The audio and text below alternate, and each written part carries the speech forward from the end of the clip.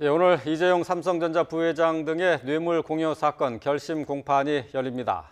네, 특검이 이 부회장에게 얼마나 구형할지, 이 부회장이 또 어떻게 최후 진술을 할지 관심이 집중됩니다. 취재기자 연결합니다. 박석영 기자. 네, 서울중앙지법입니다. 네, 오늘 오후에 결심 공판이 시작되죠. 네, 이재용 부회장 등 삼성 전현직 임원들의 결심 공판이 오늘 오후 2시부터 열립니다. 지난 4월 재판이 시작된 지 넉 달 만, 지난 2월 기소된 지 5개월 만에 심리가 마무리되는 겁니다. 오늘 더운 날씨에도 불구하고 재판이 열리는 법정 앞은 긴 줄이 늘어서 있는 등 굉장히 북적이고 있는데요. 방청권을 얻기 위해서 어제부터 밤샌 시민도 있습니다. 재판은 특검팀이 먼저 의견을 밝힌 뒤 재판부에 형량을 제시하는 구형을 하고 변호인단이 최종 변론을, 피고인이 최후 진술을 하는 순으로 진행되는데요. 오늘은 박영수 특검이 직접 출석해 형량을 구형할 예정입니다. 양측은 각각 30분에 걸쳐 의견을 밝힐 계획인데요.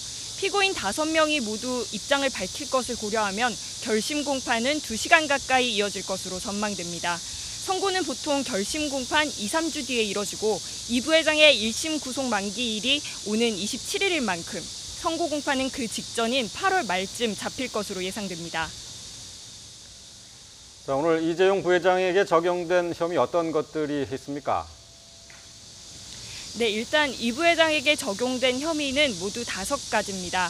먼저 경영권 승계를 대가로 최순실 씨와 박근혜 전 대통령에게 430억 원대 뇌물을 주거나 약속한 혐의가 있는데요.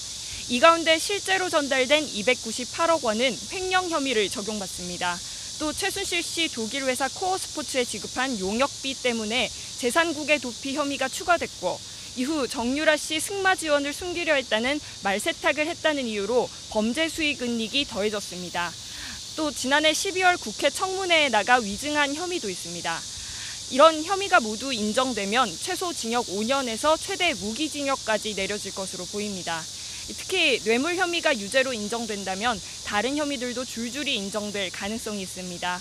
뇌물 혐의의 관건은 박 전 대통령과 이 부회장의 3차례 진행된 독대에서 정유라 씨에 대한 승마 지원 압박이 있었는지, 부정한 청탁 등이 있었는지 여부인데요. 특검팀은 그동안 여러 관계자 증언이나 정황 증거를 통해 이러한 내용이 입증된다고 주장했습니다. 하지만 삼성 측은 정유라에 대한 언급이나 이 부정한 청탁이 있었다고 볼 만한 증거나 진술이 없다고 반박했습니다. 네, 이 부회장이 유죄를 선고받으면 박근혜 전 대통령의 재판에도 영향이 있습니까? 네, 이 부회장의 재판 결과에 따라 박근혜 전 대통령의 운명도 좌우될 수 있습니다.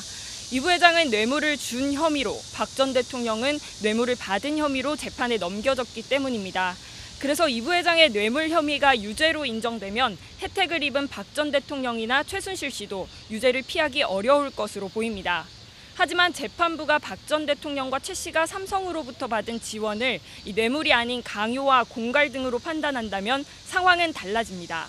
또 이 부회장의 뇌물 혐의가 무죄로 판명나더라도 박 전 대통령은 롯데와 SK로부터 받은 뇌물 혐의도 남아 있습니다. 뇌물 혐의를 모두 벗는다고 하더라도 전체 혐의가 18개에 이르는 만큼 박 전 대통령의 재판 결과를 쉽게 예단하기는 어려워 보입니다. 지금까지 서울중앙지법에서 YTN 박석영입니다.